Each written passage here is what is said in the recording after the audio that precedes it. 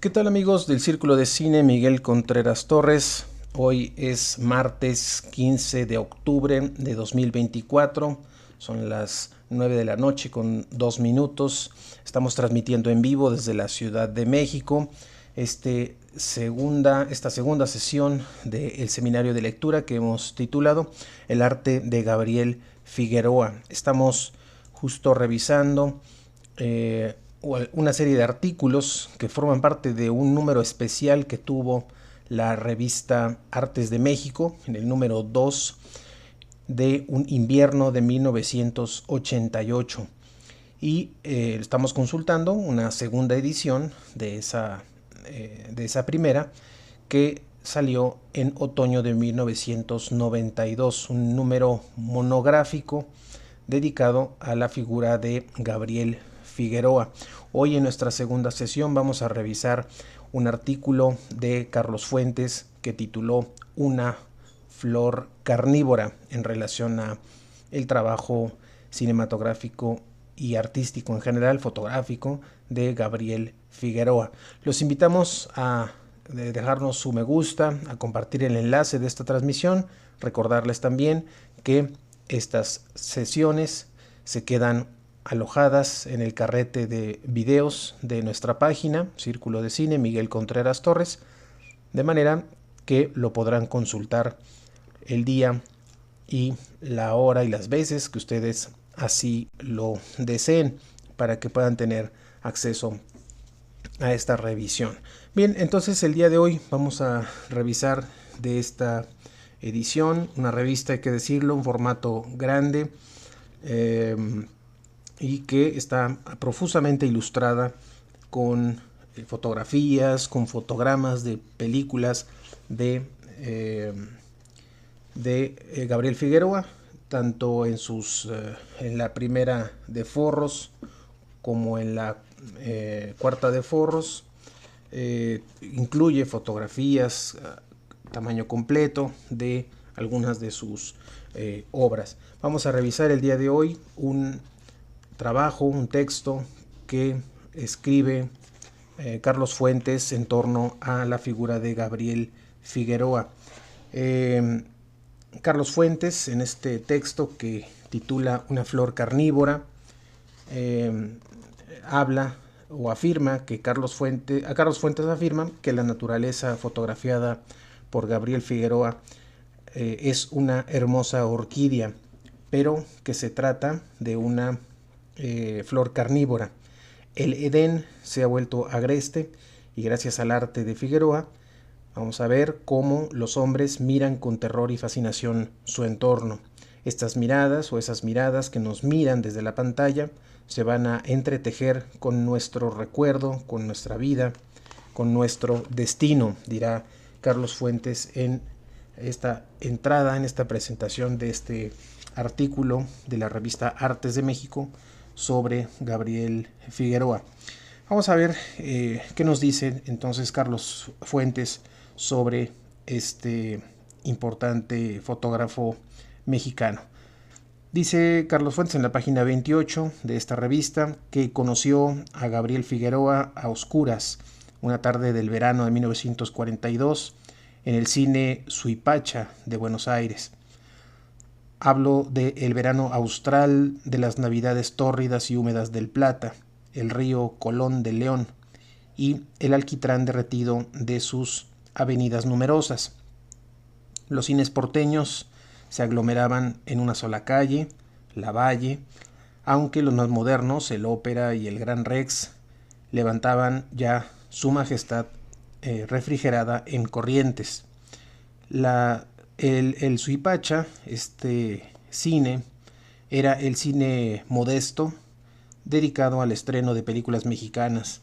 No tenía refrigeración, pero la prensa local había elogiado esta flor silvestre, dirigida por Emilio Fernández, fotografía de Gabriel Figueroa, y puesta como ejemplo de lo que podía hacer un cine argentino generalmente dedicado al sentimentalismo banal de las mellizas Legrand o de la elegancia acartonada de Pedro López Lagar, Roberto Airaldi y Santiago Gómez Cou.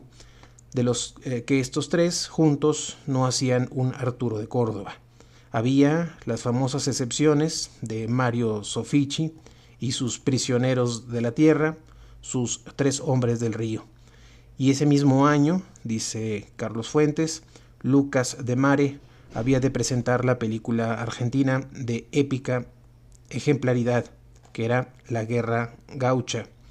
Pero en aquellos días, finales del 42, clausura de un año tumultuoso en el que la paz oligárquica y estanciera de la Argentina había sido rota por golpe tras golpe. Rawson sacó a Castillo, Ramírez sacó a Rawson, Farrell sacó a Ramírez, Perón esperaba entre bambalinas, y estas eran las de Evita, quien filmaba La cabalgata del circo con Libertad Lamarque y Hugo del Carril. La película del Indio Fernández y Gabriel Figueroa, interpretada por Dolores del Río y Pedro Armendáriz, era un alarmante y brutal recordatorio de que la paz y el progreso son por lo común ilusorios en América Latina, dice Carlos Fuentes. Los espectadores argentinos de Flor Silvestre eran hijos de medio siglo de prosperidad vacuna y lanar, auge comercial a expensas de 2 guerras mundiales, aristocracias criollas y emergentes clases medias nacidas de la inmigración europea. Argentina no era América Latina. La belleza y la violencia de las imágenes de Figueroa para algunos era tan solo una ilustración de la exótica barbarie mexicana. Lo que vi, sentí y escuché aquella tarde caliente en el cine Suipacha, dice Carlos Fuentes, definió mi apreciación del arte de Gabriel Figueroa y mi distancia o cercanía ante los debates, los aplausos y las críticas que, como todo creador auténtico, le ha acompañado durante una larga, perseverante y fructífera carrera. Se vuelve a referir Carlos Fuentes a Flor Silvestre, una de las 10 o 12 películas realmente importantes del cine mexicano. Hay la belleza increíble del paisaje, los cúmulos de nubes, las siluetas dramáticas de los nopales, el paso a contraluz de los jinetes por un risco recortado con navaja, cantando la balada de El hijo desobediente. Podría haber, dice Carlos Fuentes, y se acusó a Figueroa de incurrir en ello, un sospechoso lirismo, una complacencia estética. Invita Carlos Fuentes a recordar que Figueroa no inventó el paisaje mexicano.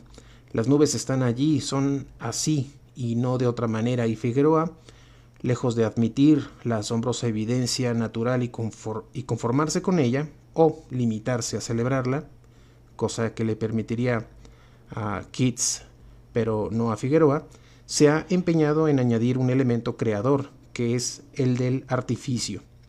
No se fotografía impunemente al país más fotogénico del mundo, a menos que, sin traicionar la belleza, se nos indique en la imagen que, al ver lo que vemos, lo transformamos, subrayamos una impresión natural hasta deformarla, recrearla y añadirle, en cierto modo, un margen crítico de su propia hermosura. Aquí, destaca Carlos Fuentes la natural belleza del paisaje mexicano.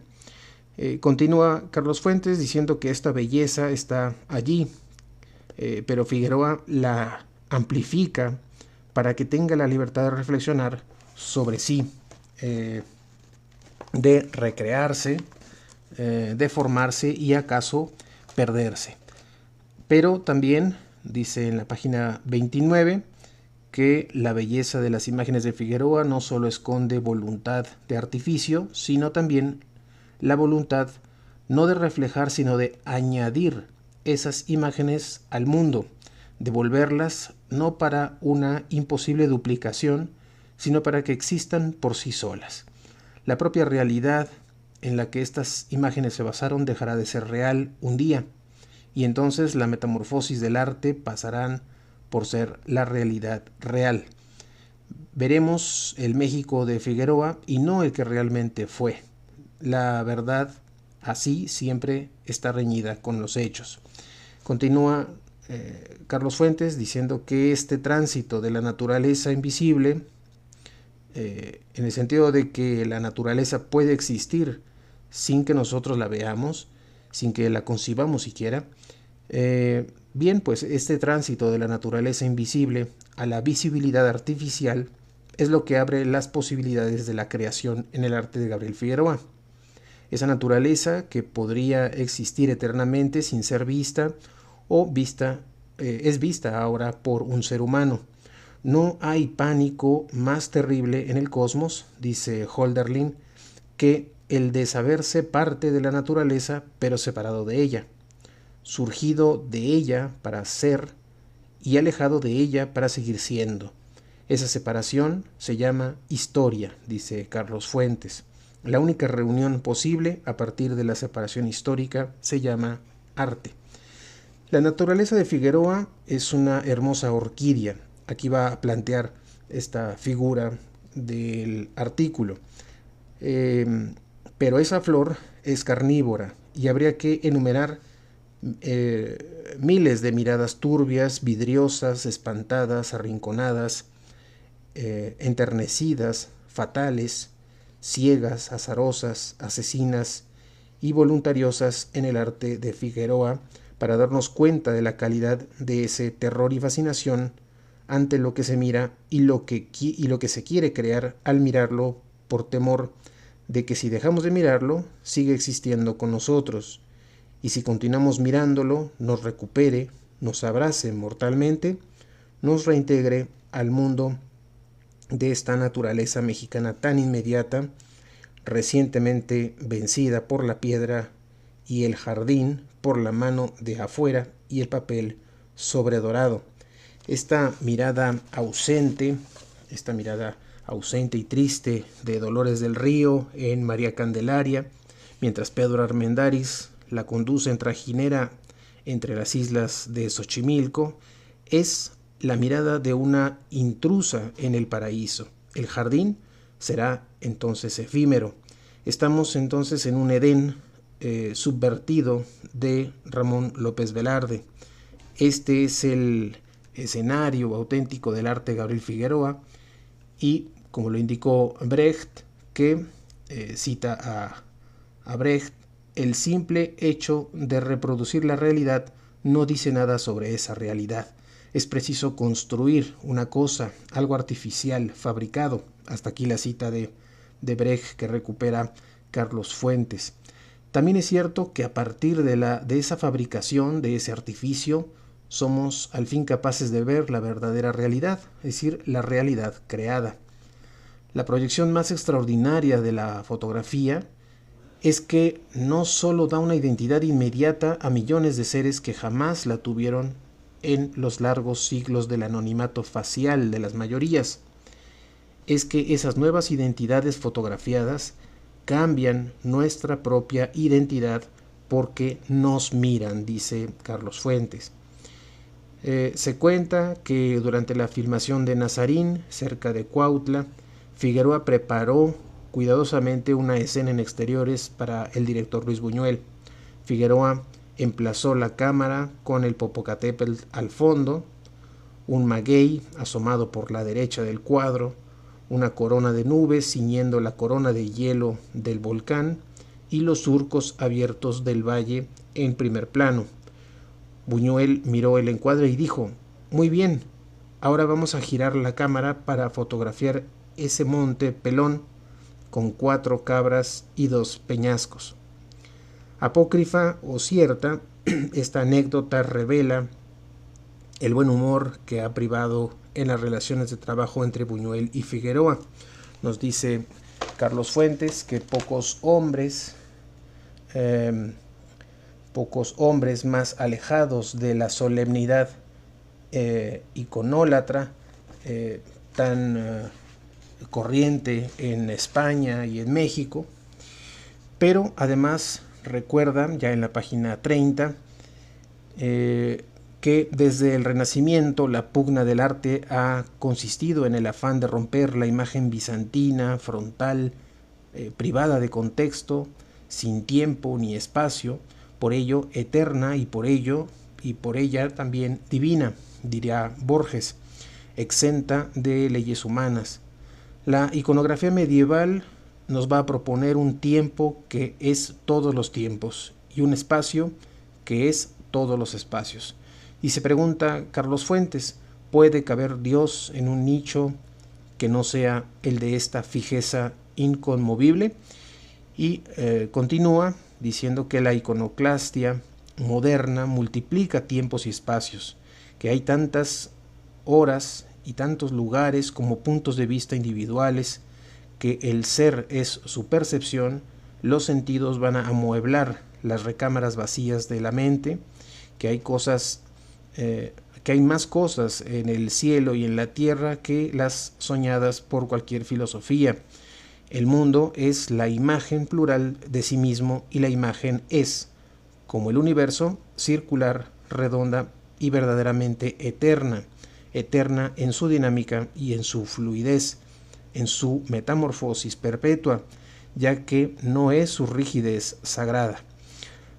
Continúa Carlos Fuentes diciendo que nadie subraya más dramáticamente esta nueva visión que Piero della Francesca. Las figuras de Arezzo y San Sepolcro van a mirar fuera del marco convencional de la pintura hacia una realidad infinitamente prolongada, o van a su vez a dormir profundamente y existen en la otra realidad del sueño. La estatuaria del barroco es la exigencia indomable de esta visión circular, y el llamado padre del realismo pictórico, Courbet, inscribe en una serie de soñadores en la puntuación crítica de una concepción de la realidad. El mundo moderno no será el tiempo y el espacio de la crítica y de la limitación de una realidad por otra, el poder de Maquiavelo por la utopía de Tomás Moro, por la locura de Erasmo de Rotterdam, por la razón de Descartes, por la construcción histórica de Vico. Vernos también deja de ser un privilegio divino cuando también Don Quijote se ve a sí mismo visto por la legión de sus lectores. De alguna manera nos vemos unos a otros, dice Carlos Fuentes. De esta manera, en el conflicto humorístico de Nazarín, tanto Figueroa como Buñuel tenían razón. Cada uno le ofreció al otro, en cierto modo, la caricatura crítica de sí mismo, pero la plástica idealizada de Figueroa contenía, basta hacer girar la cámara, prolongar la pasión de su ojo, la plástica miserabilísima de Buñuel, y esta, de nuevo, y también aquella. De la síntesis de semejante tensión habrá que nacer una de las más perfectas colaboraciones de la historia del cine. Aquí se refiere Carlos Fuentes a esta colaboración que se originó en Los Olvidados, que se comprobó en Nazarín y que culmina con las imágenes de El Ángel Exterminador y Simón del Desierto, obras en las que cada imagen esconde, promete y augura su opuesto, creando así una tensión insoportable y fascinante entre la naturaleza indiferente, aunque no por ello inocente, y el asentamiento, la construcción y hasta el uso humano de y sobre esa naturaleza. Todo esto lo vamos a encontrar en La Barriada, donde naturaleza y basura se confunden espantosamente y solo se redimen en un sueño de un perro negro corriendo por una calle mojada. Una columna de piedra entregada a la indiferencia mostrenca del desierto, pero corroída por la tentación más que por la lluvia y el polvo. Los frutos de esta naturaleza, sus habitantes menudos, incorporados a la historia y aún a la gracia, la vemos en la representación de una piña, de un caracol, de un campo de magueyes. Nos dice en la página 32 Carlos Fuentes en este artículo que Al cabo, un salón claustrofóbico, elegante, abierto poco a poco al peligro de la selva salvaje, el rumor del océano bravo y de la balsa de los náufragos. Hemos regresado a los brillos húmedos de la primera cueva que nos dio abrigo. Es un regreso también, dice Carlos Fuentes, al mito primario de la visión, la sombra proyectada dentro de la cueva y que pasa por la realidad para quienes la habitan. Pero es posible, dice Erasmo en el elogio de la locura, lo siguiente, y cita, Carlos Fuentes cita a Erasmo: el que escapó regresó a contarles a los prisioneros dentro de la cueva que en el mundo exterior había más realidades que las sombras. Sin embargo, ellos continuaron creyendo en la sombra, creyendo que el evadido estaba loco, y el evadido creyó locos a los prisioneros por persistir en su error. Hasta ahí la cita de Erasmo que presenta Carlos Fuentes. Hay en casi todos los artistas, continúa el escritor, hay en casi todos los artistas, en todos los escritores y políticos mexicanos, un clásico y un romántico pelados entre sí. La imagen fija, ordenada, racional, simétrica, aparece amenazada constantemente por la imagen de la revuelta, el desorden, la intuición y el sueño. En este conflicto, que está acompañado a menudo del debate entre la porción conservadora y la porción liberal de nuestras almas, creamos nuestras virtudes y nuestros vicios nacionales. Un artista como Figueroa será capaz de llevar el conflicto a una raíz oscura que es, a un tiempo, el origen de la visión y el de la historia. La palabra va a nacer de la oscuridad y del miedo. Mientras vivimos iluminados por el sol, nos dice el psicólogo norteamericano Julian Jaynes, bastaba la vista para reconocerse, acercarse al amigo, huir del enemigo, seguir al jefe en el ataque o la fuga. Pero cuando los fuegos ecuatoriales expulsaron a las tribus hacia el norte, la visión cedió el lugar a la palabra, y la otra mitad de nuestro cerebro entró en funciones, dividida para siempre de la parte visual e intuitiva, la que escuchaba directamente a los dioses, dice James. En la edad de hielo, continúa Carlos Fuentes, el sol se apagó, los días se hicieron breves y la tribu, para reconocerse, organizar la defensa y la huida, ya no pudo contar con los ojos de la luz meridional. Tuvo entonces que gritar, hablar, decir socorro, amigo, bienvenido, sígueme, peligro, muerte. Dice Carlos Fuentes que él tiene la sensación de que muchas de las imágenes culminantes, las imágenes de la soledad, del miedo y de la fuga en La Perla, María Candelaria, El Fugitivo, Pueblerina, Nazarín y Maclovia, ocurren cuando queremos ser reconocidos sin palabras en el alba de un tiempo condenado al sol, pero donde la facilidad de la visión es más peligrosa que la penumbra boreal de las palabras. A veces, dice Carlos Fuentes, en medio de un interminable discurso patriótico o sentimental en las películas de Fernández, Figueroa deja que la cámara se fije en esos ojos que están temiendo lo que las palabras solo disfrazan, pero no ahuyentan. El peligro de la naturaleza, que va a dejar de ser bonita, que se va a corromper y nos van a librar a un destino de indiferencia, soledad y peligro. No hace falta que Armendáriz diga nada en las escenas finales de Enamorada. Su presencia y su mirada son las del jefe de la tribu en el Edén subvertido y bajo las llamaradas del sol. Ahora es tiempo de peligro. Hay que marchar, luchar, hay que morir. Los ojos de María Félix en la misma película, es decir, en Enamorada, de noche, recostada, oyendo una serenata, son, para Carlos Fuentes, una suspensión del destino, un aplazamiento de la violencia circundante. Ambas miradas, tanto la del jefe como la de su amante pueblerina, son las del mediodía fúnebre de México. Eterna advertencia de peligro, inestabilidad, sorpresa, velocidad en un mundo que se cree a salvo de los golpes adversos de la naturaleza o de la historia. Si entendemos todo esto, dice Carlos Fuentes, entenderemos en toda la simbiosis requerida para expresar una película que es colaboración de muchos elementos, pero también en toda la compleja trama de una imagen que es la obra de una mirada y de sus objetos, la riqueza de motivaciones, de memorias, ausencias, transformaciones y del movimiento también de la visión y de su historia, cuando un lazarillo mexicano llamado Ojitos abandona al ciego más terrible de la historia del cine, el gran Miguel Inclán, a las burlas de una feroz pandilla de muchachos. Esta hace referencia a esta emblemática escena en donde el papel que representa Miguel Inclán, bueno, pues es atacado por estos jóvenes. Y la mirada cargada de Rímel, de Marga López en Salón México, mientras le cuenta a un policía sus desgracias, pero en realidad le habla a un callejón solitario y mojado.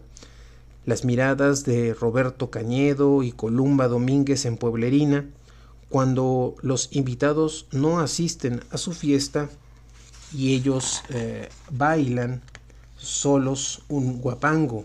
La imagen también de Rita Macedo cuando recibe la manzana de un paraíso perdido que le entrega el enano en Nazarín. La de Ofelia Guilmain en el terror de la piel perdida, de la contigüidad carnal insoportable y sin embargo deseable en El ángel exterminador. La de la tentadora Silvia Pinal en Simón del Desierto, una mirada que teme darle la oportunidad de la gracia al santo cuando solo quisiera darle la del orgullo. Dice Carlos Fuentes que ha tramado todo esto nuestra vida, nuestro recuerdo, nuestro destino con estas miradas que nos miran. Vuelve por ello Carlos Fuentes a Una tarde de verano en ese cine Suipacha de Buenos Aires. El de Dolores del Río es muy bella y Pedro Armendáriz muy apuesto.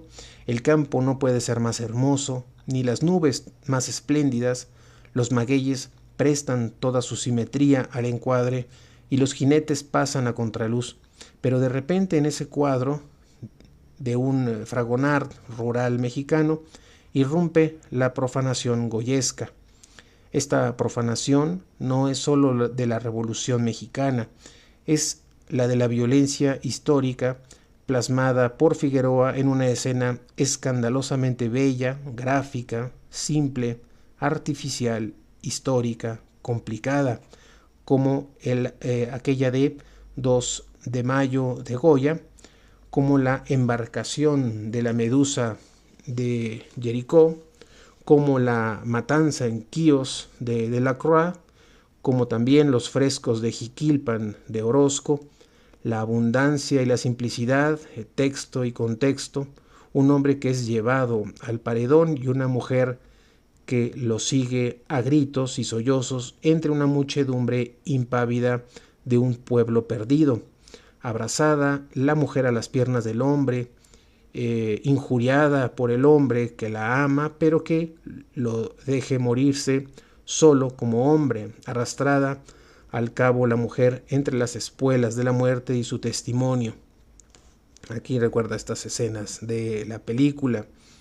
No la muerte fingidamente bella de quienes la reciben, sino la muerte patética y convulsa de quienes la miran y la cuentan. En esa imagen simple de Flor Silvestre, la primera gran imagen de Gabriel Figueroa que Carlos Fuentes recuerda, se resumen estas realidades artísticas que va a volver a encontrar en ese inquietado deleite una y otra vez en las grandes obras de su colaboración con Fernández y con Buñuel, pero también en una generosa contribución al cine joven de México y en las obras realizadas con directores extranjeros como John Ford o John Huston. Este sello Figueroa de todas estas películas Es esa percepción de la naturaleza peligrosa que es preciso embellecer y fijar con el ojo de la creación clásica, antes de que, o a sabiendas de que, se pregunta Carlos Fuentes, irrumpa la fiesta revolucionaria que irrumpirá ese desorden romántico, trascendiendo tanto el silencio indiferente del origen como el sabio arreglo del arte. Dice en la página 35 Carlos Fuentes que la naturaleza es el sitio de la historia y la historia es el sitio de la violencia. Esto es lo que pasa por esas miradas que nos ven porque antes un artista transformó la realidad imposible de Brecht en el artificio de una realidad comunicable, una realidad real. Si hoy regresase a ese cine Suipacha, dice Carlos Fuentes, también entre paréntesis se pregunta si aún existirá ese famoso o ese cine al que le permitió ver por primera vez el trabajo de Figueroa, sabría que esto es lo que los argentinos que vieron conmigo Flor Silvestre hace 40 años entenderán plenamente hoy. Y continúa Carlos Fuentes diciendo que esto no era solo México, el país pintoresco y bárbaro, esto no era solo la América Latina y la Argentina, no era la América Latina. Pronto se descubrirá que los argentinos, pronto descubrieron los argentinos que sí eran latinoamericanos, los más conflictivos de todos, los menos adecuados a la grandeza y a las servidumbres de la civilización, por eso mismo los mejores escritores de la América Latina. Pero la Argentina sí era la historia, sí era parte de la acción humana de hoy. No, esta no era ni siquiera la Argentina de la muerte y la violencia contemporáneas. Esta era la imagen de la sabiduría primaria cantada por Homero en el alba misma de la poesía. Ese texto que recupera Carlos Fuentes de Homero en este texto de la Ilíada dice lo siguiente: ven, amigo, también debes morir. ¿Por qué te quejas? Patroclo valía más que tú y sin embargo ha muerto, y yo, hermoso y fuerte como me veo, no me salvaré de la muerte y de un oscuro destino, sea al alba, al atardecer o al mediodía. Mi vida también será tomada por la fuerza de las armas. Hasta aquí este discurso de Aquiles que coloca a la poesía y a la historia, como aparece en la Ilíada, en un mismo documento, en un mismo plano de destino. Tenemos que saber, dice Carlos Fuentes, esto para admitirlo y combatirlo, y ese será nuestro destino. Gabriel Figueroa ha visto, admitido, ha celebrado, transformado y combatido al mundo a través de unas imágenes espléndidas que enriquecen la fructífera tensión de nuestra realidad nacional. Velasco y Orozco, el jardín ametrallado de López Velarde y el salvaje idilio de Manuel José Otón, la guerra del alba mitológica y la violencia histórica de nuestro tiempo. El creador Gabriel Figueroa, dice Carlos Fuentes, ha sido inseparable del hombre político Gabriel Figueroa.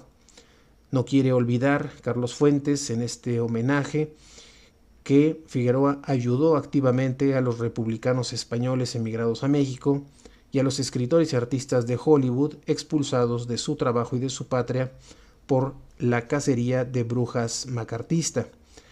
Enemigo de todos los fascismos, así va a concluir Carlos Fuentes su artículo sobre Gabriel Figueroa. Enemigo de todos los fascismos, de todas las opresiones, Figueroa no ha necesitado armarse de dogmas rígidos o ideologías ciegas para ser un hombre libre, un hombre decente y un gran artista. Es un honor llamarse su amigo, dice Carlos Fuentes, y con eso termina este artículo, este trabajo que escribe Carlos Fuentes en torno a la figura de Gabriel Figueroa, como va cerrando toda una historia a partir de una anécdota en la que él ve por primera vez en un cine de Argentina, en el cine Suipacha de Buenos Aires, el trabajo de Gabriel Figueroa, y a partir de ahí va elaborando toda una serie de reflexiones, va también haciendo un trabajo muy interesante de descripción de escenas emblemáticas de una importante cantidad de producciones fílmicas de Gabriel Figueroa, para regresar y dar cierre a su artículo nuevamente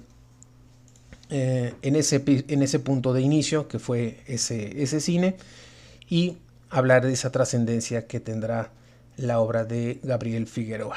Bien, hasta aquí vamos a dejar la sesión del día de hoy y nos escuchamos el día de mañana para continuar con este seminario de lectura. Mientras tanto, espero que tengan una excelente noche y queda hecha la invitación para que nos escuchen, nos sigan en la transmisión en vivo el día de mañana a las 9 de la noche. Mientras tanto, muchas gracias y hasta mañana.